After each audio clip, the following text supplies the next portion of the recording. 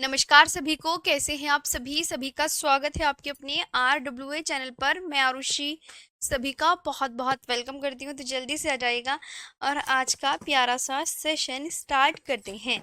जी, कैसे हैं आप सभी? जल्दी से बता दीजिएगा। आई होप सब अच्छे होंगे, बढ़िया होंगे और मस्त भी होंगे। जी, कैसे हैं आप सभी? नमस्ते मैम। मैं बहुत टेंशन में हूँ। टेंशन सबके साथ है, टेंशन नहीं लेने का है तब भी। चलो, नमस्ते नमस्ते नमस्ते, कैसी हो? और अब मैं बिल्कुल मैम नेशनल पार्क वाला टॉपिक वो जीके जीएस के सेशन में होगा। वो नहीं, मैं नहीं करवाऊंगी। जी, ठीक है।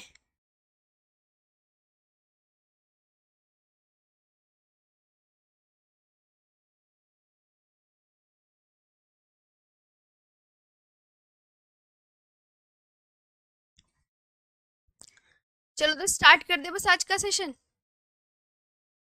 कहाँ तक लिखा था हमने? इसको इसको तक हो गया था। अब आते हैं ऐश्वर्य ऑयल फील्ड पर।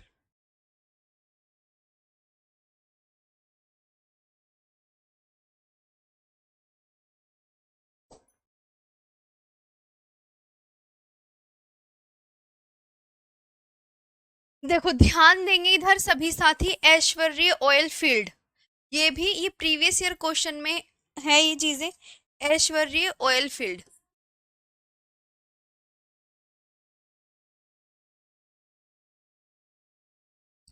कौन सा? ऐश्वर्य ऑयल फील्ड।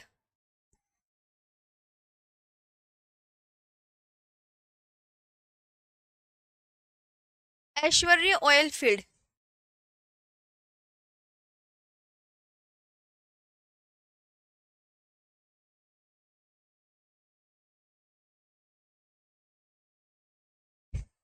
ये कहाँ पर है? तो आप बोलोगे ये राजस्थान के बाड़मेर जिले में है।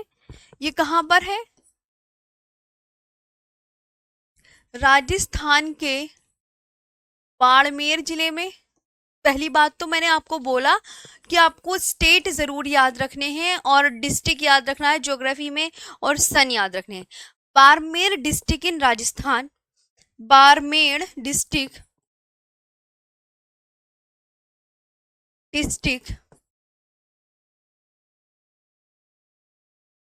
इन राजस्थान। ये आपको बहुत अच्छे से पता होना चाहिए कि अच्छा, ये राजस्थान के बाड़मेर जिले में है। नोट। मथुरा और डिगबोई। मथुरा, डिगबोई और पानीपत रिफाइनरी। याद रखना, मथुरा, डिगबोई, डिगबोई और पानीपत रिफाइनरी।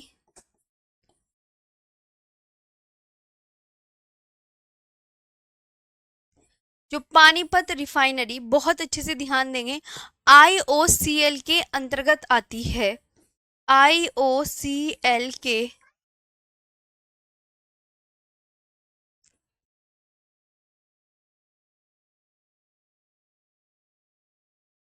आईओसीएल के अंतर्गत आती है।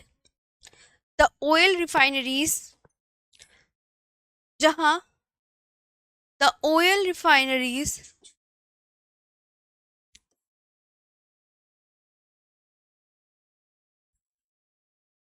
The oil refineries are Mathura, Digboi and Panipat. Are Mathura, Digboi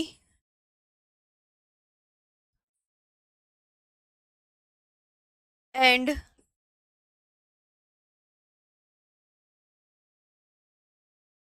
Panipat are set up by Indian oil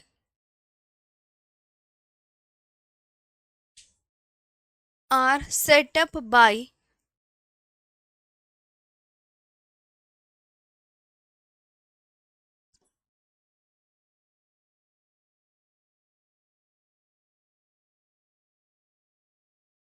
corporation limited. ये आपको याद रखना है, ठीक है। The oil refineries are Mathura, Digboi and Panipat are set up by Indian Oil Corporation Limited. इसको आईओसीएल की फुल फॉर्म है, आईओसीएल की full form Indian Oil Corporation limited, ये याद रखना है। ये दो चीजें बहुत अच्छे से याद रखनी है। दूसरा एक आता है एल्यूमिनियम उद्योग। एल्यूमिनियम उद्योग ये भी बहुत इंपॉर्टेंट है। एल्यूमिनियम उद्योग इंपॉर्टेंट।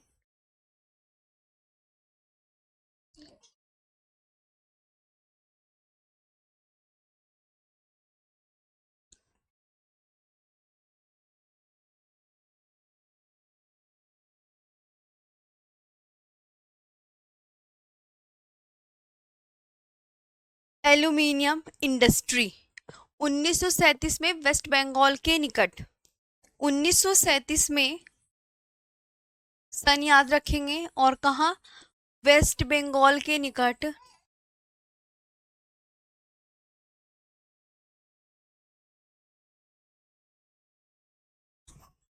वेस्ट बंगाल के निकट जेके नगर में स्थापित किया गया।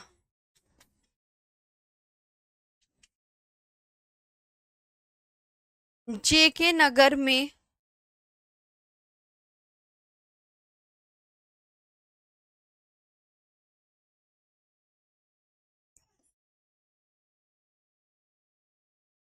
जेके नगर में स्थापित किया गया, ठीक। ये आपको याद रखना है। एल्यूमिनियम उद्योग जो पहली बार स्थापित किया गया था वो कहाँ पर, किस सन में स्थापित किया, और कौन सी स्टेट में, स्टेट की कौन सी जगह में, तो वेस्ट बंगाल के निकट जेके नगर में स्थापित किया गया। सबसे पहली बात ये याद रखनी है। अब इनमें एल्यूमिनियम उद्योग में बाल्को की फुल फॉर्म पूछी जाती है। बाल्को, ये बाल्को सबसे पहली बात तो याद रखना, Bharat aluminium company limited. Bharat aluminium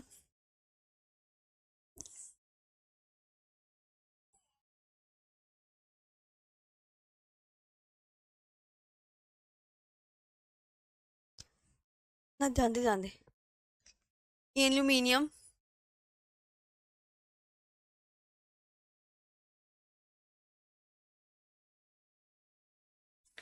company limited, Bharat aluminium company limited. BALCO ये है कहाँ पर, याद रखना है, कोरबा। अब कोरबा किस स्टेट में है, तो कोरबा है छत्तीसगढ़ में। कोरबा किस स्टेट में, आपसे कोई पूछे, कोरबा छत्तीसगढ़ में। और ये किसके द्वारा स्थापित हुआ था, और एक बाल्को कंपनी है कोयना। अब ये कोयना कहाँ पर पड़ता है, या कोयना नदी कहाँ पर पड़ती है, महाराष्ट्र में, तो ये महाराष्ट्र में है। इसके बाद आपसे पूछा जाएगा ये किसके सहयोगी देश, इसका बाल्को सोवियत संघ के सहयोग से स्थापित, सोवियत संघ के सहयोग से स्थापित, एस्टैब्लिश्ड विद, एस्टैब्लिश्ड इसकी इंग्लिश में क्या होगा, established with the help of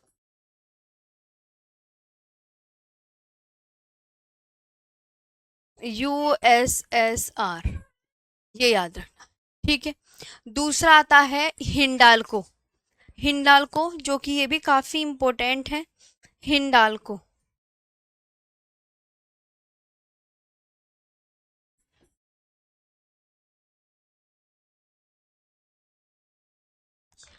Hindalco की फुल फॉर्म है Hindustan aluminium corporation, Hindustan aluminium corporation.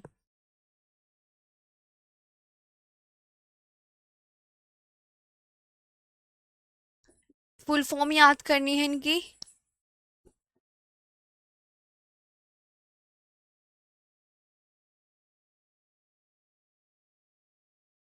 Hindustan aluminium corporation, ये हो गया। अब ये कहाँ पर है हिंडाल्को, रेणुकूट यूपी में है।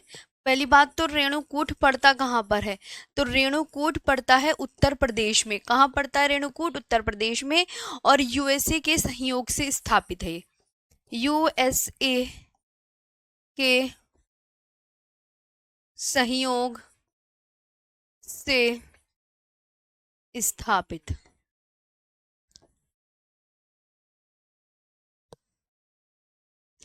यूएसए के सहयोग से स्थापित, ये आपको याद रखना है। अब आता है नालको। नालको, नालको याद रखेंगे, नालको की full form national aluminium company limited. National aluminium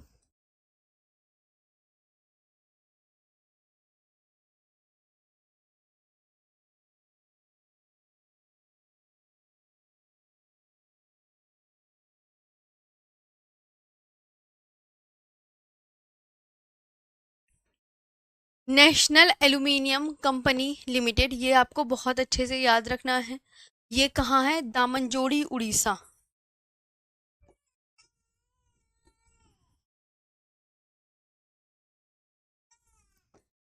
Damanjodi, Orissa, ये आपको याद रखना है।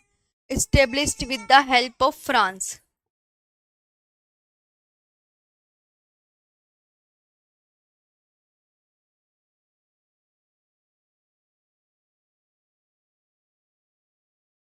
मतलब फ्रांस के सहयोग से स्थापित।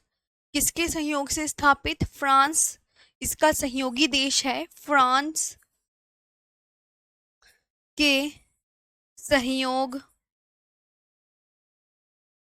से स्थापित। खत्म। मतलब ये आपका उद्योग वाला जो चैप्टर है ये कंप्लीट हो गया है। उद्योग वाला चैप्टर कंप्लीट हो गया है। इसमें आपको जो याद करना है, हिंडाल्को की फुल फॉर्म याद करनी है। हिंडाल्को की फुल फॉर्म आपको ध्यान रखनी है हिंदुस्तान। हिंदुस्तान, यहाँ तक Hind aluminium corporation, national aluminium corporation limited, इसकी हो गई। ठीक है। तो ये आपका टॉपिक कंप्लीट हो गया है जी। मैम,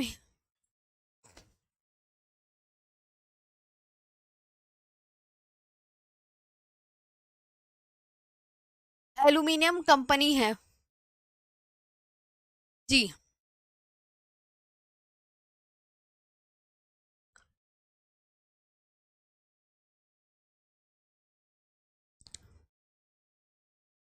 आईओसीएल का फुल फॉर्म बताया तो है। मैम आईओसीएल का पूरा नाम बताओ। अरे इधर आओ, आईओसीएल का पूरा नाम अभी आपको मैंने बताया तो है। यह है तो Indian oil corporation limited. Indian oil corporation limited बताया तो है। चलो यहाँ यहाँ तक क्लियर हो गया है। चलो अब हम पढ़ते हैं भारत की प्राकृतिक वनस्पति। मैम लिखने तो दिया करो। लो भाई, लिख लो तुम।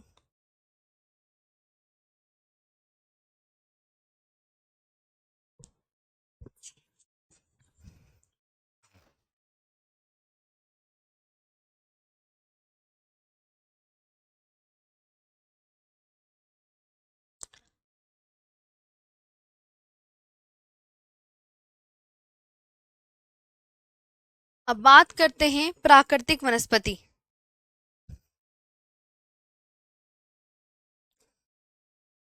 नेक्स्ट टॉपिक सब न्यू पेज से डाल लीजिएगा।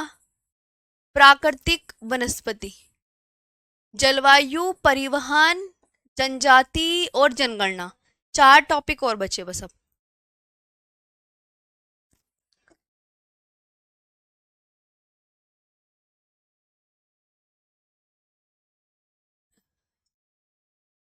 इसमें देखो नेचुरल वेजिटेशन में आपको क्या क्या पढ़ना है, मैं आपको बहुत अच्छे से समझाती हूँ। जैसे जितने भी वन होते हैं ना भारत में, कि कौन से सदाबहार वन, कौन से पर्णपाती वन, हमें ये सब पढ़ने हैं। तो भारत में कितने प्रकार के वन पाए जाते हैं और उनके मुख्य वृक्ष कौन कौन से, ये सब पढ़ने हैं। जैसे उष्ण कटिबंधीय सदाबहार वन, सबसे पहले हम एक एक वनों के विषय में जानेंगे। तो पहले लिखेंगे उष्ण कटिबंधीय सदाबहार वन। इनका नाम ही आप समझ रहे होंगे, सदाबहार, ट्रॉपिकल एवरग्रीन फॉरेस्ट। इंग्लिश में बोलेंगे इन्हें ट्रॉपिकल एवरग्रीन फॉरेस्ट।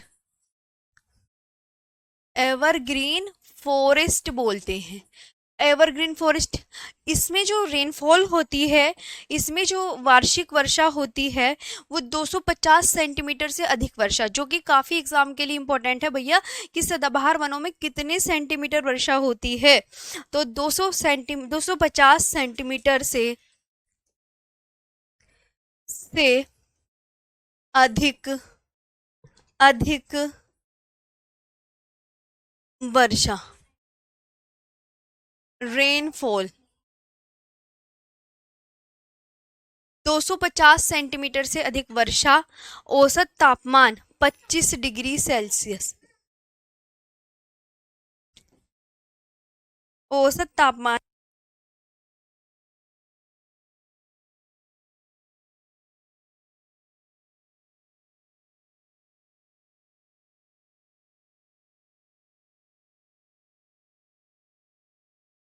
औसत तापमान 25 डिग्री सेल्सियस, औसत तापमान 25 डिग्री सेल्सियस। टेम्परेचर, टेम्परेचर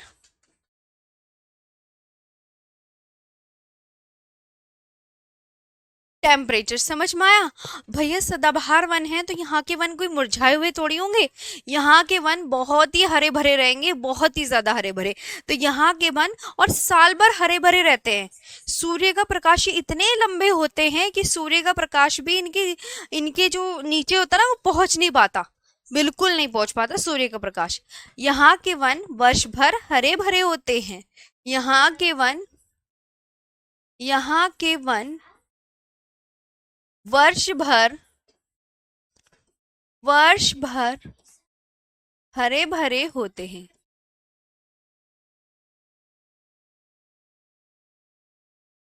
यहाँ के वन कैसे होते हैं? वर्ष भर हरे भरे। Entire forest is evergreen, entire forest is evergreen. ठीक है, ये बहुत अच्छे से याद रखना।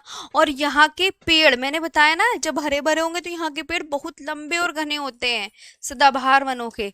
यहाँ के पेड़ पेड़ कैसे होते हैं? बहुत लंबे और घने, बहुत लंबे और घने।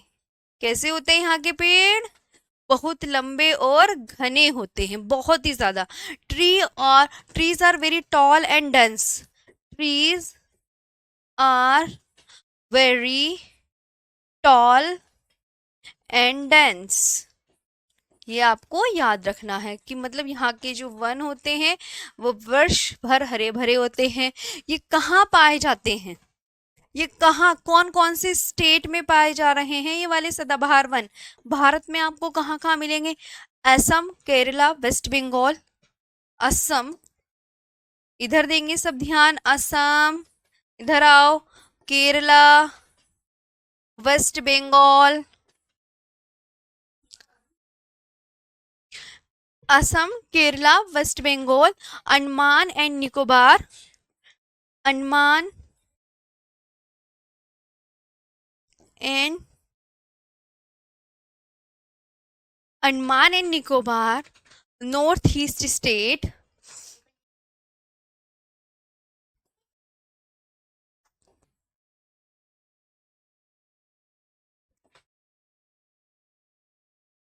North east state and western coastal plane.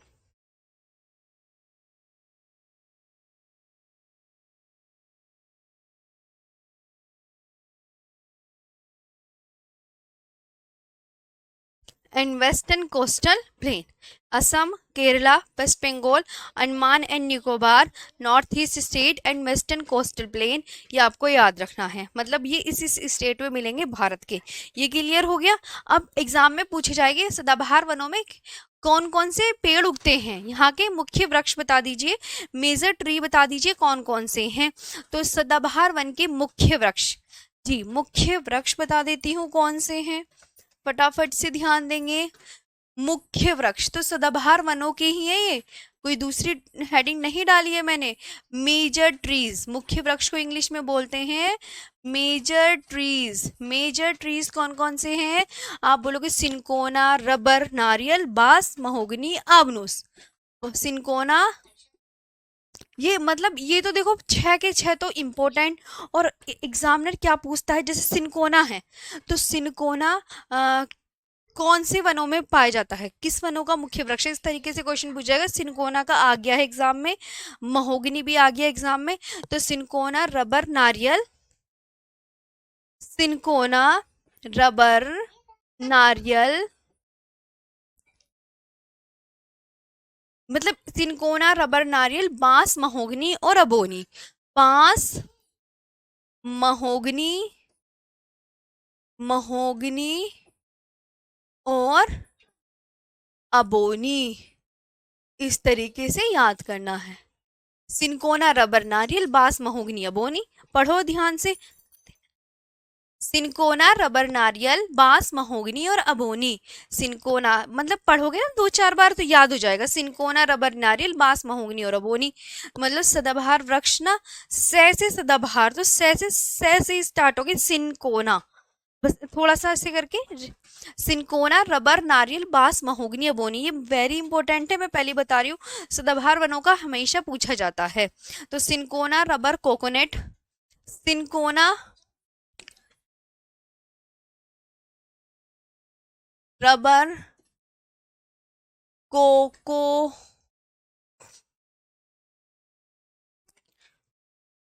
Coconut हो गया, बैम्बू हो गया, बैम्बू, बैम्बू, महोगनी,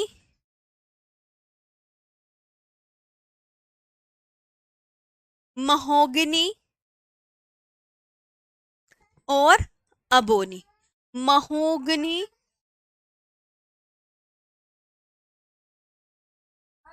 और क्या हो गया? अबोनी। ठीक है, आपको याद हो गया सब। चलो ये पक्का पक्का याद कर लेना। बस ये मतलब पूरे हो गए हैं। अब देखती हूँ कमेंट्स आपकी। जी मैम, बस घास में आते हैं क्या? मैम इंग्लिश में लिख दीजिए। क्या इंग्लिश में नहीं लिखा मैंने? मैम वेस्टर्न कोस्टल प्लेन की हिंदी, वेस्टर्न कोस्टल प्लेन की हिंदी क्या होगी? पश्चिमी तटीय मैदान। पश्चिमी तटीय मैदान, पश्चिमी तटीय मैदान। देखूं कहाँ नहीं लिखा हिंदी में। ओहो, अरे असम को असम, केरला, वेस्ट बंगाल, इतना तो तुम हिंदी लिख ही लोगे। पश्चिमी तटीय मैदान लिख देती हूँ। ये स्टेट के नाम तो इन्हें क्या हिंदी में लिखूं? मतलब ये भी कोई बात होती है? लो इसे लिख दिया मैंने, पश्चिमी तटीय मैदान। ओ, पश्चिमी तटीय मैदान ये है, पश्चिमी तटीय मैदान। ओके। और नॉर्थ ईस्ट स्टेट क्या होगा? उत्तर पूर्वी राज्य होगा। उत्तर पूर्वी राज्य, लो इनकी भी इंग्लिश हिंदी लिखो। उत्तर पूर्वी राज्य, एंड को और बोलते हैं, एंड को और बोलते हैं। ठीक है अभी ओके। जल्दी बताओ मैम, महोगनी क्या होता है? महोगनी, गूगल पे जाओ और सारे पेड़ चेक कर लो, है ना। अब सबकी इमेज लगा के लाया करूंगी कि अच्छा ये महोगनी का पेड़ है, ये अबोनी बोलते हैं, इसे बांस बोलते हैं, इसे नारियल बोलते हैं। सिनकोना, रबर, नारियल, बांस, महोगनी, अबोनी, बस यही याद करने हैं। ये वृक्षों से क्वेश्चन आएगा, मतलब सदाबहार वनों में कितने सेंटीमीटर रेनफॉल होती है, तो रेनफॉल का याद करना है सेंटीमीटर की। 250 सेंटीमीटर से अधिक वर्षा होती है। इस तरीके से क्वेश्चन बनेंगे, है ना। मैम छोटी मैम कहाँ है? छोटी मैम, छोटी मैम खेल रही है, पठार भी करा देंगे। मेरे घर में है, चलो तो। मैं कोर्स कब खत्म होगा? 4 टॉपिक बचे हैं इंडियन ज्योग्राफी के। वर्ल्ड ज्योग्राफी आप बोलोगे तो मैं पीडीएफ से करा दूंगी। बस अगर इतना जल्दी है तो 10 दिन में वर्ल्ड ज्योग्राफी भी खत्म। चलो।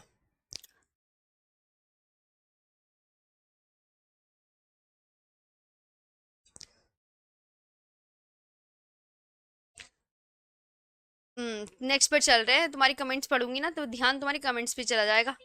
हाँ, फिर तुम क्या कहोगे कम उसमें टेलीग्राम ग्रुप में? मैम तो बस कमेंट्स ही पढ़ती रहती है। तुम पे तो विश्वास नहीं कर सकती मैं। चलो, उष्ण कटिबंधीय पर्णपाती वन। नेक्स्ट डालो। नेक्स्ट उष्ण कटि याद कर लेना, ये बहुत इंपॉर्टेंट है। अब देखो, ये तो सदाबहार वनों के बारे में बताया। अब पर्णपाती वन, पर्णपाती, इनका नाम ही सुनो, पर्णपाती।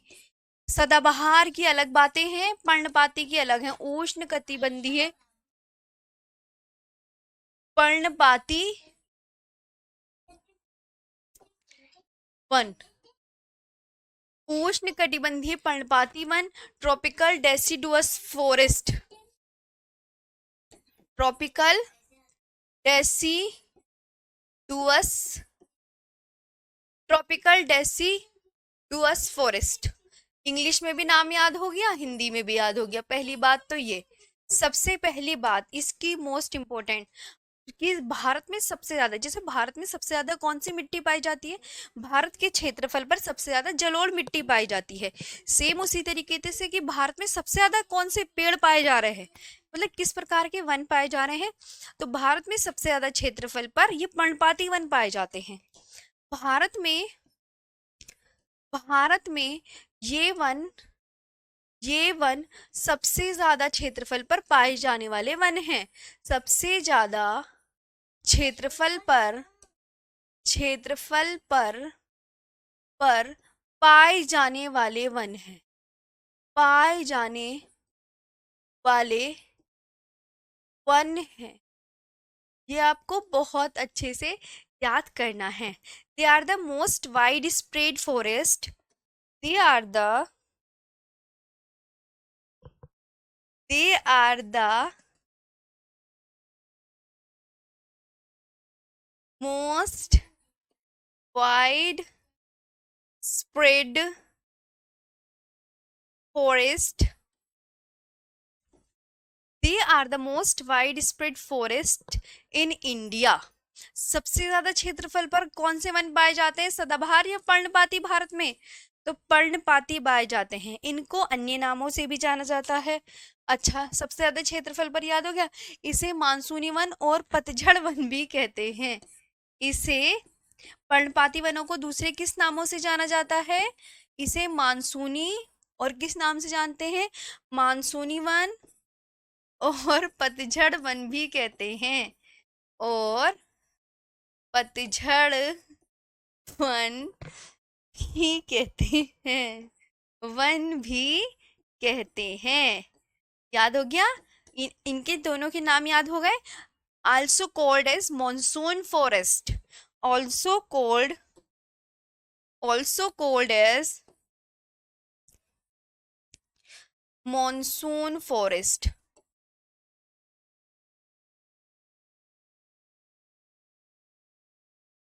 Also called as monsoon forest. यहाँ पे रेनफॉल कितनी होती है? रेनफॉल का मतलब वार्षिक वर्षा, वार्षिक वर्षा। कितनी रेनफॉल होती है यहाँ पर? तो यहाँ पे तो कम होगी ना सदाबहार वनों से, तो आप बोलेंगे 100 से 150 सेंटीमीटर के बीच वर्षा होती है। कितनी? 100 से 150 सेंटीमीटर के बीच वर्षा होती है। 100 से 150 सेंटीमीटर के बीच वर्षा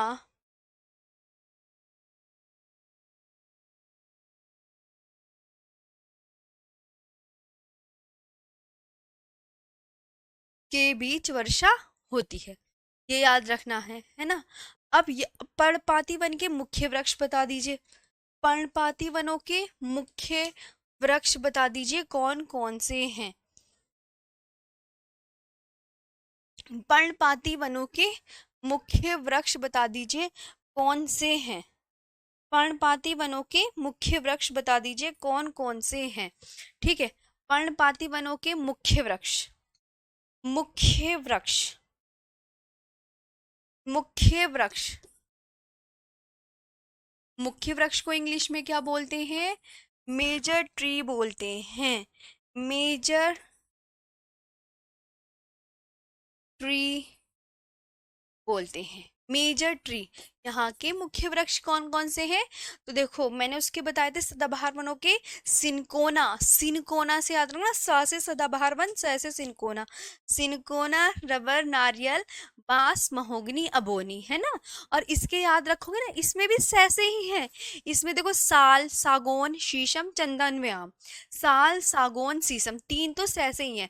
साल, सागौन, शीशम, साल, सागौन, शीशम, साल, सागौन, शीशम, शीशम, चंदन व आम, चंदन व आम। क्लियर है? साल, सागौन, शीशम, चंदन व आम, ये हो गया। साल, टीक, सैंडलवुड। अब देखो इनको इंग्लिश में क्या बोलते हैं? साल। सागौन को इंग्लिश में टीक। शीशम को शीशम को तो शीशम ही बोलेंगे, चंदन को बोलेंगे सैंडलवुड। हाँ, शीशम। और चंदन को बोलते हैं सैंडलवुड, सैंडलवुड। मैंगो और मैंगो। तो पर्णपाती वन याद हो गए, ये याद करने हैं। ये अलग अलग होते हैं ना, इनमें कंफ्यूजन हो जाता है, तो याद रखना। साल, साल। आगे बात करते हैं नेक्स्ट पर। यहाँ तक समझ में आया? फाउंड, अब मतलब ये पर्णपाती वन कौन कौन से स्टेट में मिलेंगे? हर स्टेट में नहीं मिलते, ये अलग जगह मिलते हैं, जैसे झारखंड, छत्तीसगढ़, झारखंड, झारखंड, छत्तीसगढ़, पश्चिमी घाट के पूर्वी ढाल पर, पश्चिमी घाट के पूर्वी ढाल पर, पश्चिमी घाट के पूर्वी ढाल पर, है ना। भाबर के उत्तर पूर्वी क्षेत्रों में, भाबर के, भाबर पता है ना, भारत, भारत के उत्तर पूर्वी क्षेत्रों में, उत्तर पूर्वी क्षेत्रों में, भारत के उत्तर पूर्वी क्षेत्रों में, भाबर और तराई क्षेत्र में, भाबर और तराई क्षेत्र में, भाबर और तराई क्षेत्र में, भाबर और तराई क्षेत्र में। देखो ईस्टर्न स्लोप ऑफ वेस्टर्न घाट, पश्चिमी घाट के पूर्वी ढाल पर, तो इसकी स्पेलिंग होगी eastern slope of western Ghat, eastern slope of western Ghat. ये आपको याद रखना है। North east region in India, north east reason,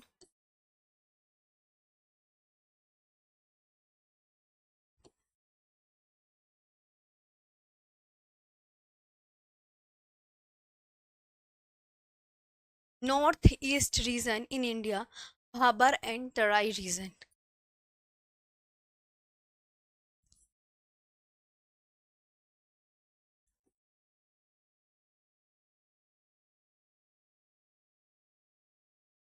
Bhabar and Terai region. अब आते हैं उष्ण कटिबंधीय शुष्क वन, है ना। ये पर्णपाती वनों के विषय में था पूरा, पूरे का पूरा पर्णपाती, है ना। अब नेक्स्ट डालो उष्ण कटिबंधीय शुष्क वन। अब एक शुष्क वन है, सदाबहार अलग पढ़ा दिए, पर्णपाती अलग पढ़ा दिए। अब आते हैं कौन से? उष्ण कटिबंधीय शुष्क वन, शुष्क वन। सारे याद करने होते हैं, ठीक है। इसे बोलते हैं tropical dry forest, tropical dry forest. देखो इस पे क्या क्या याद करने हैं, जो मुख्य पॉइंट है कि कौन कौन से स्टेट में मिलेंगे, कितनी रेनफॉल इन्हें चाहिए होती है, और कौन कौन से जो पेड़ हैं वो इसके इन वनों में पाए जाते हैं। इसमें 70 से 100 सेंटीमीटर के बीच में रेनफॉल होती है, 70 से 100 सेंटीमीटर रेनफॉल। 70 से 100 सेंटीमीटर रेनफॉल होती है। ये आपको बहुत अच्छे से याद रखना है, 70 से 100 सेंटीमीटर के बीच में रेनफॉल होती है। यहाँ के मुख्य वृक्ष कौन कौन से हैं? मुख्य वृक्ष यानी शुष्क वनों के मुख्य वृक्ष बता दो कौन से हैं। तो शुष्क वनों के मुख्य वृक्ष बता दीजिए, मेजर ट्रीज। मेजर ट्रीज, मुख्य वृक्ष। यहाँ के जो मुख्य वृक्ष हैं वो ध्यान देंगे, यहाँ के मुख्य वृक्ष कौन से हैं? तो आप बोलोगे नीम, पलास, महुआ व अमलतास। नीम, पलास, महुआ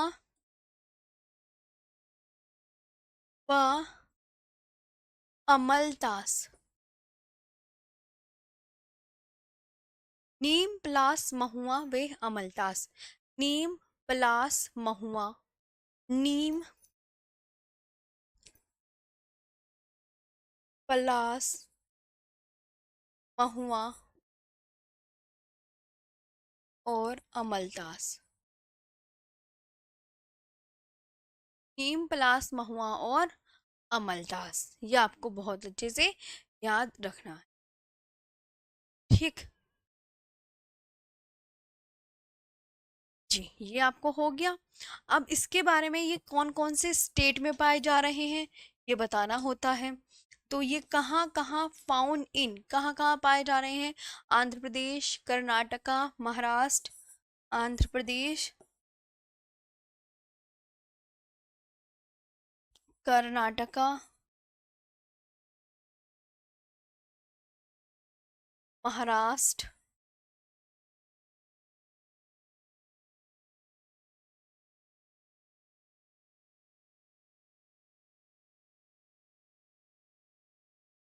एंड तमिलनाडु, यहाँ यहाँ पाए जा रहे हैं। तो ये होगा शुष्क वनों के विषय में, कौन कौन से पेड़, कौन कौन सी क्या चीजें हैं ये याद रखना। अब बात करते हैं मरुस्थलीय वनों की। मैम ट्री की ऊंचाई, ठीक है, ऊंचाई कहाँ पूछी जाती है? हाँ मैम बस कीजिए, क्यों, कितना टाइम हो गया? अभी तो 42 ही मिनट हुए हैं, पढ़ लो आराम से। जब पढ़ाने में मन लगता है तो तुम उधर से कह देते हो मैम टाइम हो गया।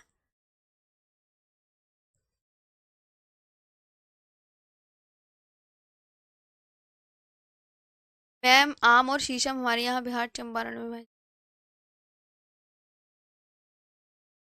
मैम हाथ सर लिख कर पढ़ाइएगा मैम प्लीज। वर्ल्ड हिस्ट्री,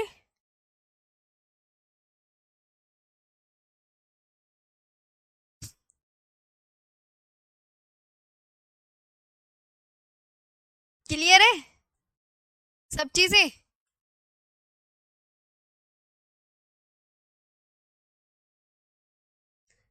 अच्छा मैम साइड हो जाइए, मैम उर्दू में लिख दो। सब में लिख दो, ठीक है, किसी दिन सिखा दूंगी। चलो मैम आगे से हट जाओ, लो भाई मैं हट गई।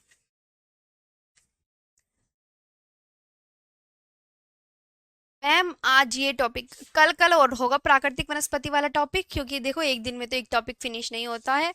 और परसों हम पढ़ेंगे जनजाति या जलवायु वाला टॉपिक कवर करेंगे, जनजाति, जलवायु, परिवहन, जनगणना। दो दो दिन के टॉपिक हैं, दो दो दिन के, तो दो दो दिन के लगा लो, तुम्हारे एक हफ्ते में इंडियन ज्योग्राफी कंप्लीट होने वाली है। उसके बाद वर्ल्ड ज्योग्राफी चलेगी। एक हफ्ते ही मान लो, देखो इतना तो, इतनी जल्दी भी नहीं करनी चाहिए किसी चीज को पढ़ने के लिए, है ना। ये हो गया। अब आते हैं हम मरुस्थलीय वनों पे। भाई भारत में मरुस्थलीय एरिया भी तो है।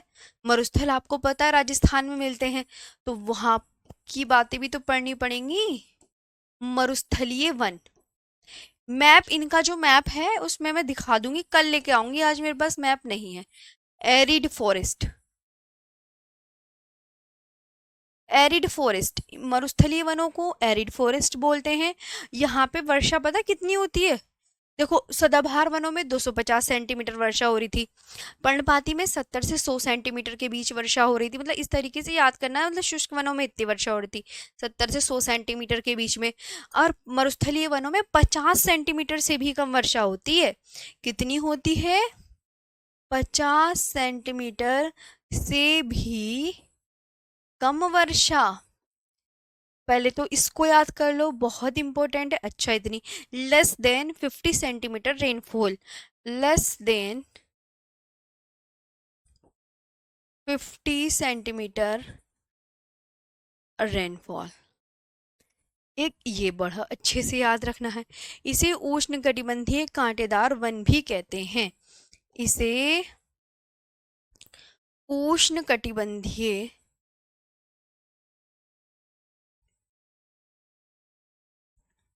कांटेदार वन भी कहते हैं। इसे उष्णकटिबंधीय कांटेदार वन भी कहते हैं। Also known as tropical thorn forest, also known as tropical thorn forest,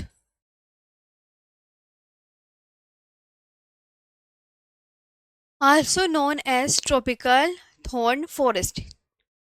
thorn THOR है, थॉर्न की स्पेलिंग गलत हो गई, थॉर्न ऐसे होगी, अब सही है, THORN। हाँ, यहाँ के अब देखो, मरुस्थलीय वनों में पानी की कमी से जो है, वहाँ की पेड़ों की जो जड़ें हैं वो काफी लंबी चौड़ी हो जाती हैं। मेजर ट्रीज, पानी की खोज में मेजर ट्रीज। अब यहाँ के जो मुख्य वृक्ष हैं, बबूल, बेर, और इनमें सब कांटे कांटे से लगे होते हैं।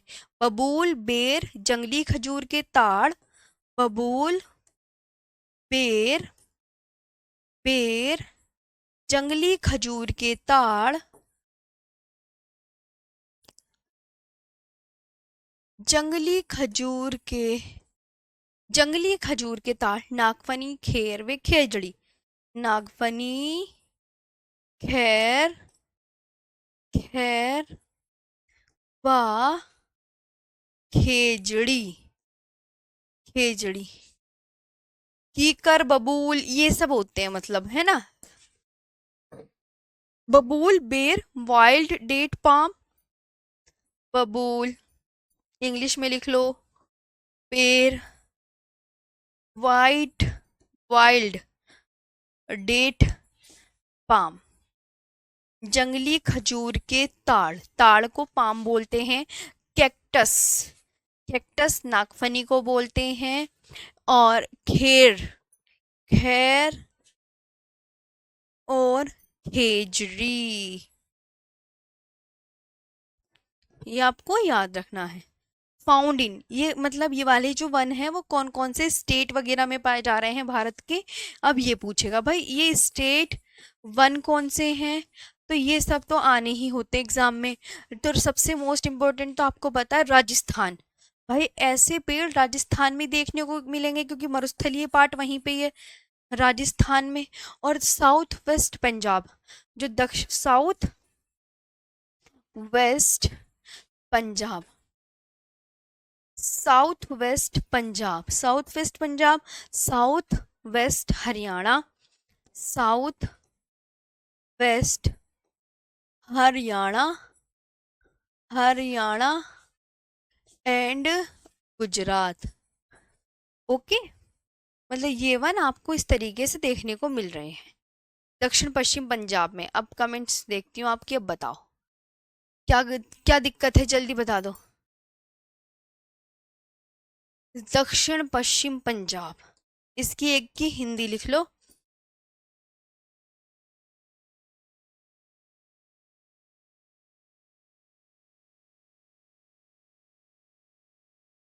मजा आया पढ़ के? मैम रिवीजन डेली करना पड़ेगा, हाँ और क्या।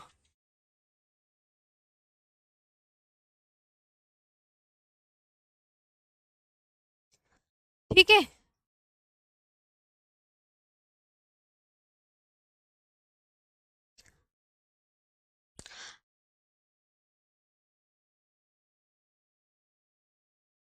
मैम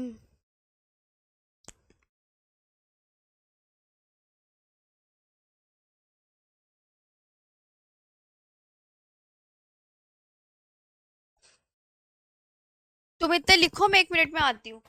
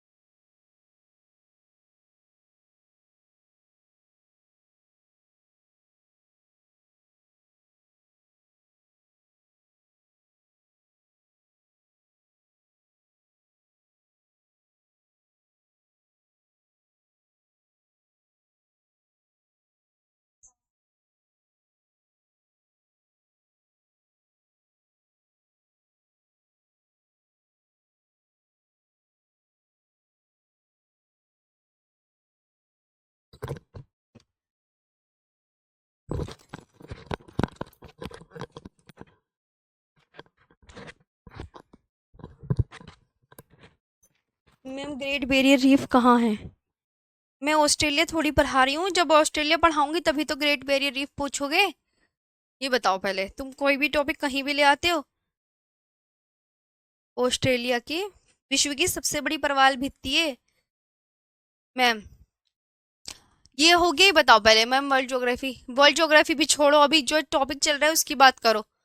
कल कराना मैम अब। जी।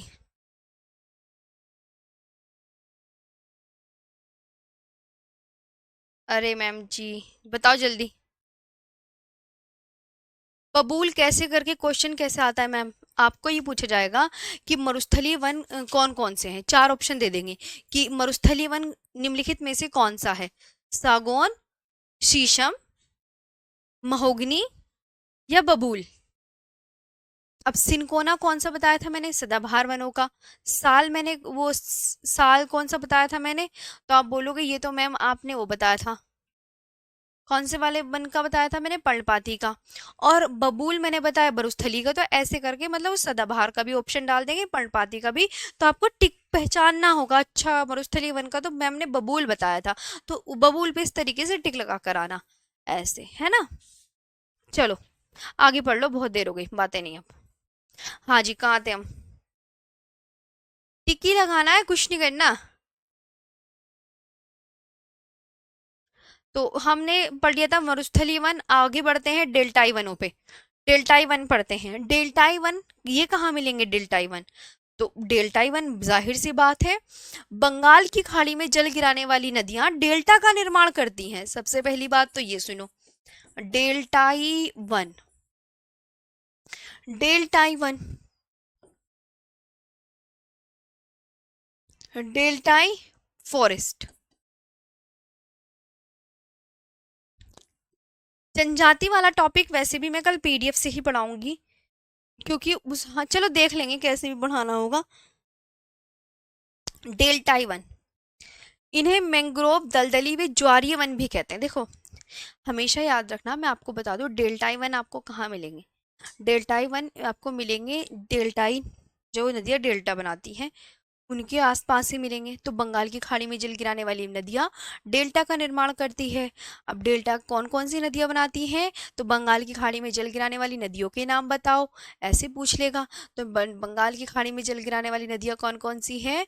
महानदी, गोदावरी, कृष्णा, पेन्नार, कावेरी, वेगई, ताम्रपर्णी, यही तो है। तो ये बंगाल की खाड़ी में जो जल गिरा रही है ना नदियाँ, यही डेल्टा बनाती हैं। तो इन्हें डेल्टाई वनों को मैंग्रोव, दलदली व ज्वारीय वन भी कहते हैं। इन्हें मैंग्रोव,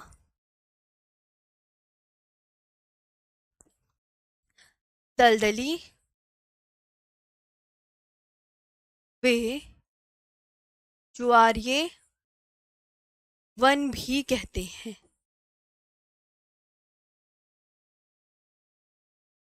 इन्हें मैंग्रोव, दलदली वे ज्वारीय वन भी कहते हैं, आल्सो नोन एज मैंग्रोव,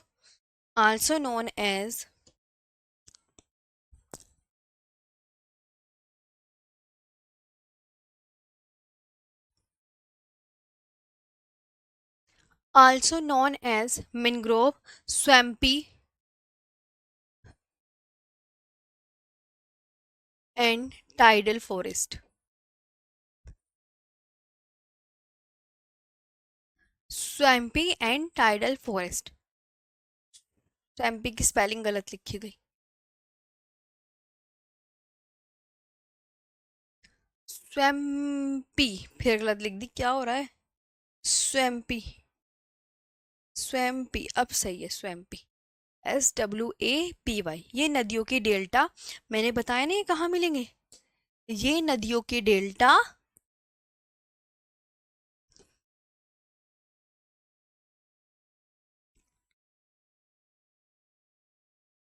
ये नदियों के डेल्टा और दलदली क्षेत्रों में उगते हैं।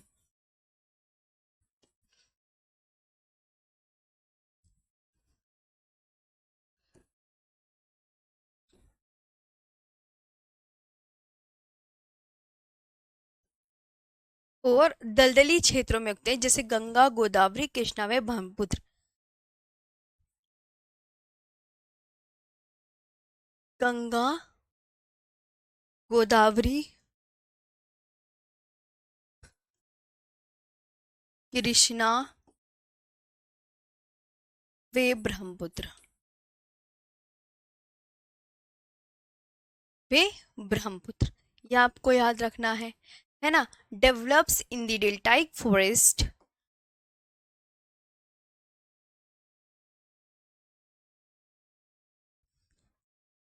Develops in the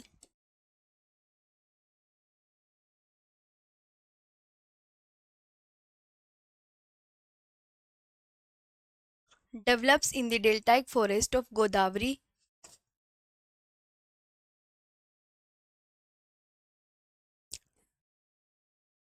Ganga, Krishna and Brahmaputra।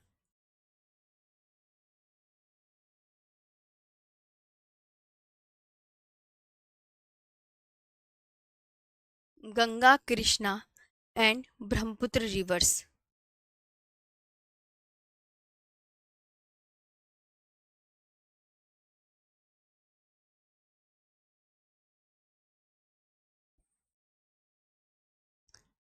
Reverse. Sundarban डेल्टाई वनों के बहुत अच्छे उदाहरण हैं।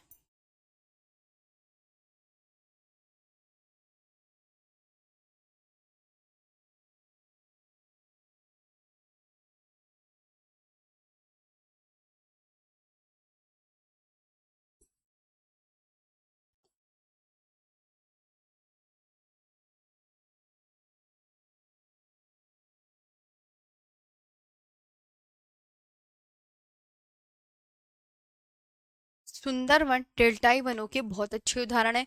Sundarban forest,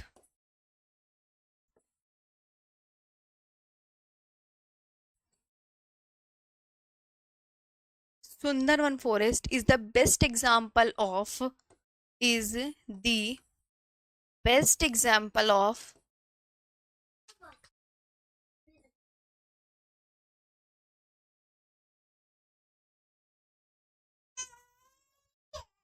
best example of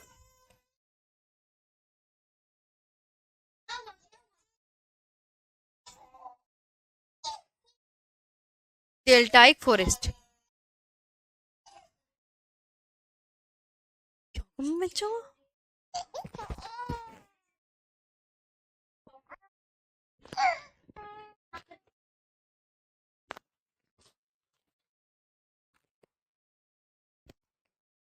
चलो तो आज के लिए इतना ही। नेक्स्ट अभी टाइम भी हो गया है क्लास खत्म होने का, बाकी अब मैं कल पढ़ाऊंगी।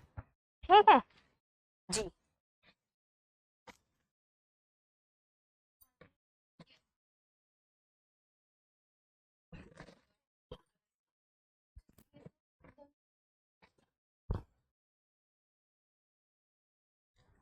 ठीक है, हमने कहाँ तक सीखा? डेल्टाई वनों तक। जी मैम, बस कर दीजिए। बाकी अब मैं कल पढ़ा दूंगी, क्योंकि कल भी होगा ये टॉपिक, है ना। हाँ, कल कल और होगा। और कल इसके साथ जनजातियों वाला टॉपिक और करवा देंगे। तो बस दो टॉपिक कल की क्लास में आपके, प्राकृतिक वनस्पति और जनजाति वाला टॉपिक आपका कल खत्म हो जाएंगे। और जलवायु, परिवहन और जनगणना, तीन टॉपिक बचेंगे बस। तीन टॉपिक, ओके। ठीक है। हाँ, अब बता आज का सेशन कैसे लगा? मजा आया पढ़ के? चलो, अच्छा लगा। बाकी आपने तीन टॉपिक बचे, इंडियन ज्योग्राफी खत्म हो गई, देख लो। ऐसी करके छोटी मैम का नाम, छोटी मैम ही है इसका नाम, छोटी मैम। ये तुम्हारी छोटी मैम है। शर्मा रही है। चलो, चलो तो है ना, आज के लिए फिर ऑफ करेंगे, अब कल पढ़ाऊंगी। हाँ, अच्छे से याद कर लेना, तीन टॉपिक बचे, इंडियन ज्योग्राफी पूरी कंप्लीट हो गई है। और अब ना वर्ल्ड ज्योग्राफी पे स्टार्ट करेंगे, बस तीन तीन टॉपिकों के बाद। बाय कर दो, चलो बाय। बाय। चलो।